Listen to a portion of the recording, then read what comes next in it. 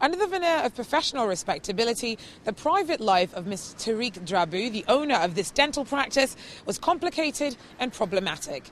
For 9 years, he'd been having an affair with a member of staff at the practice.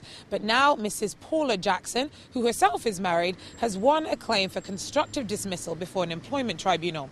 She claims that once Mr. Drabu's wife found out about their affair, she was effectively forced from her job. Mrs. Jackson, who'd been at the Middleton practice for 10 years, told the hearing that Mr. Drabu offered her £100,000 if she'd resign and leave her husband.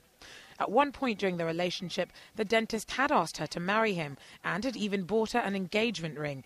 But then, last July, his wife, Dr. Soraya Drabu, discovered the affair.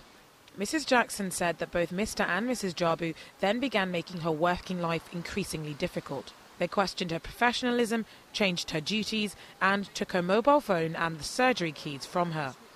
The dentist also threatened to call Mrs. Jackson's husband, and even though she then came clean to her spouse, she said she was forced to resign from her job because she felt victimised, bullied and laughed at.